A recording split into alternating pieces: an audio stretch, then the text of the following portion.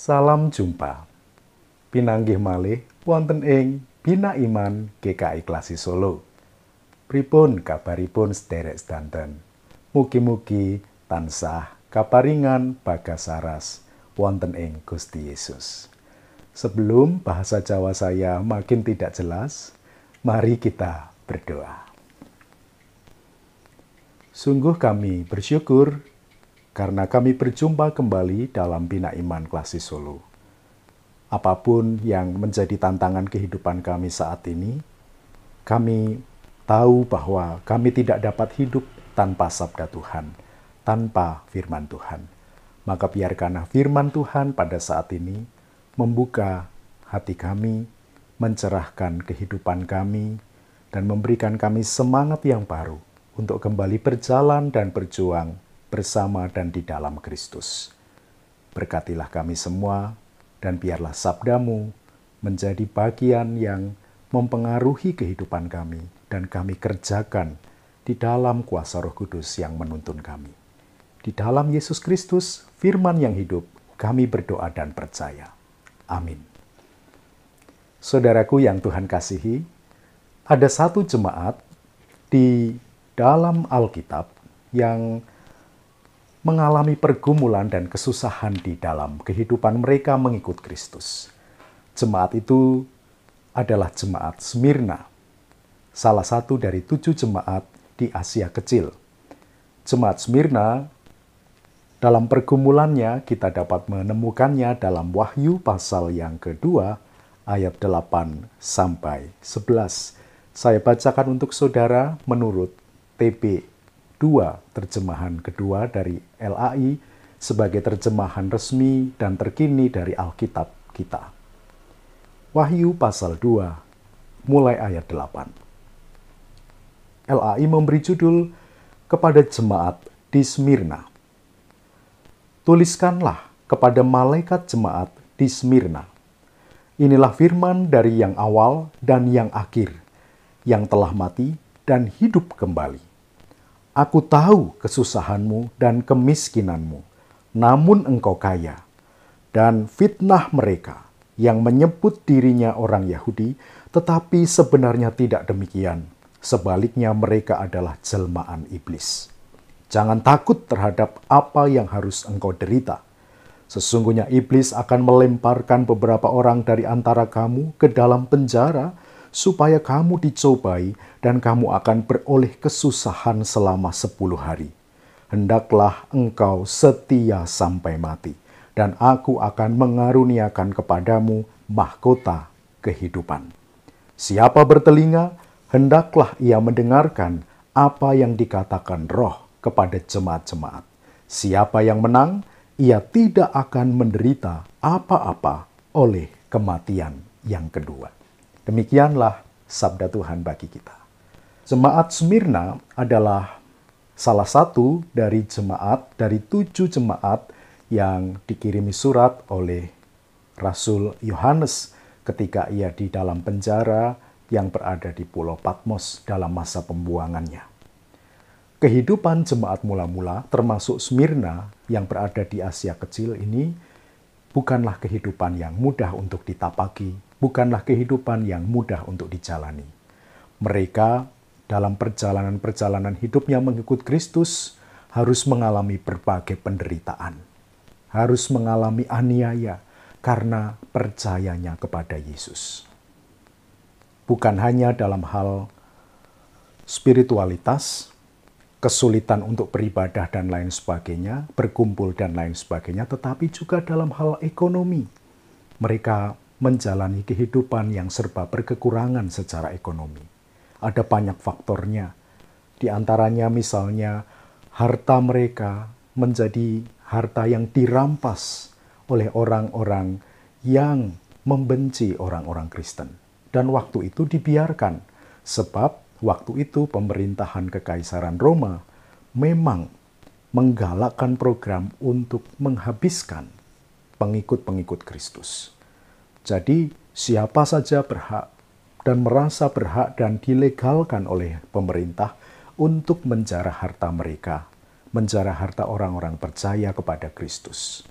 Harapannya supaya mereka makin menderita dan oleh karena itu meninggalkan imannya kepada Kristus.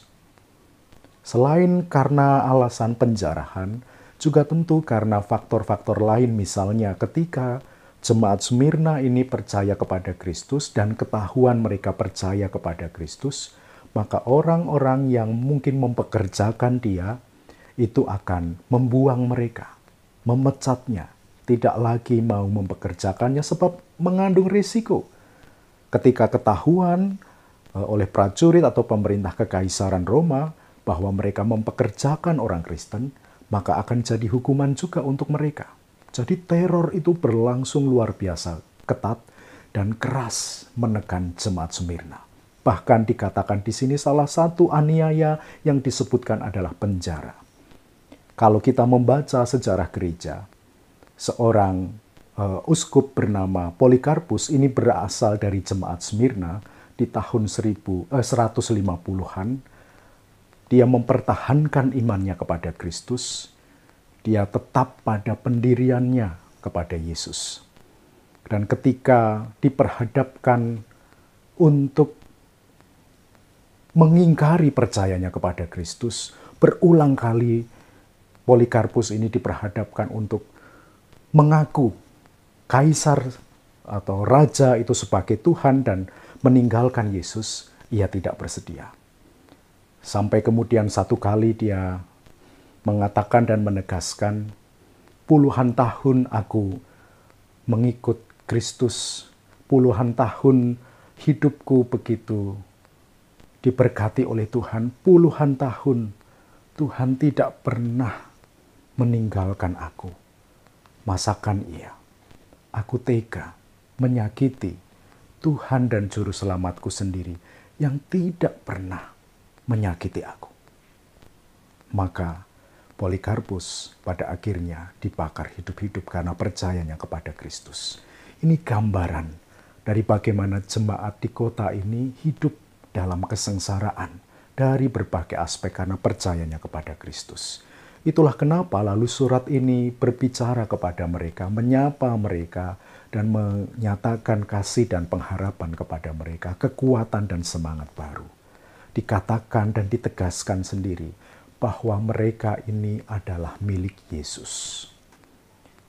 Inilah jati diri mereka, milik Yesus. Yesus siapa? Sang Alfa dan Omega, yang awal dan yang akhir. Titik berangkat semua orang percaya, kilometer nol semua orang percaya.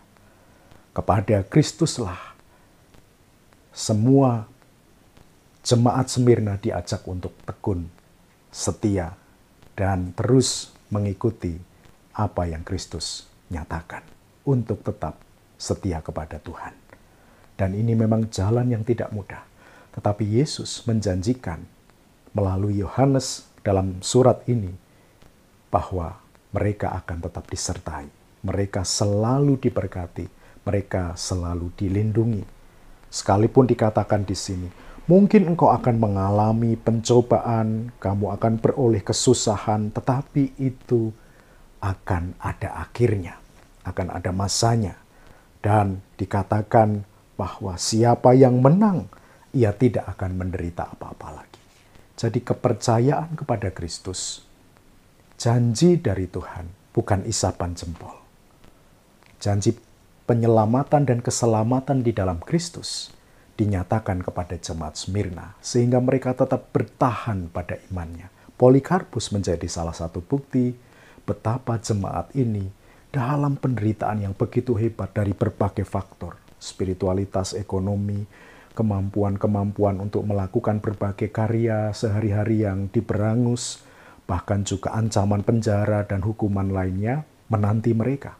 Tetapi iman mereka kepada Yesus, percaya mereka kepada Sang Alfa dan Omega, titik nol, kilometer nol mereka berangkat itu, selalu menjadi pandu dalam menjalani kehidupan. Dan akhirnya, sejarah gereja membuktikan jemaat ini menang melawan penindasan, menang melawan keserakahan, menang melawan kediktatoran dari kaisar.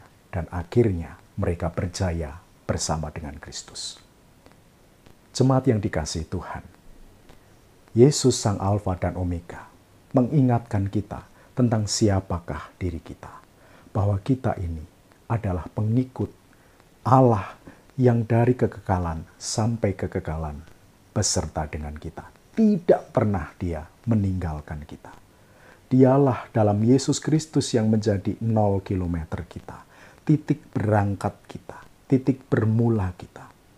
Dan ketika beban, penderitaan, pergumulan, kesusahan, air mata, berbagai hal yang harus kita tanggung di dunia ini datang, Tuhan mengatakan, kembalilah ke Sang Alfa dan Omega.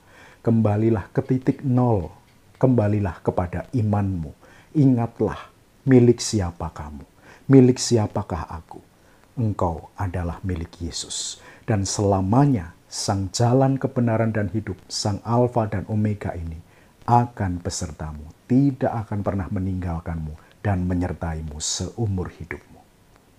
Maka ketika waktu kita bersama-sama, ketika kita berjumpa dalam bina iman, dan saudara sedang menghadapi gumul juang hidup yang tidak mudah, sedang menghadapi titik-titik di mana berada di persimpangan jalan, titik-titik di mana kita berpikir mungkin untuk meninggalkan percaya kita. Titik-titik di mana kita diberi iming-iming untuk atas berbagai mungkin fasilitas, jabatan, dan apapun meninggalkan percayamu kepada Kristus. Ingatlah jemaat Smyrna dan ingatlah sabda Tuhan ini.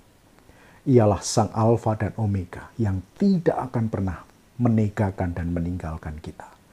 Ialah awal dan akhir. Dan kepada Dialah iman kita tertuju. Ketika pergumulan berat datang, kembalilah ke Sang Alfa dan Omega. Ingatlah kembali, milik siapa engkau? Aku milik Yesus. Aku percaya Yesus. Dan sampai selama-lamanya, apapun boleh datang. Pergumulan seberat apapun boleh menimpaku. Tetapi imanku kepada Yesus Kristus tidak akan pernah berubah selama-lamanya. Tuhan menolong kita semua untuk tetap beriman kepada Sang Alfa dan Omega. Untuk tetap dalam pergumulan kita, kita belajar kembali ke titik 0, titik berangkat kita. Yesus Kristus, Juru Selamat satu-satunya. Tuhan memampukan. Amin.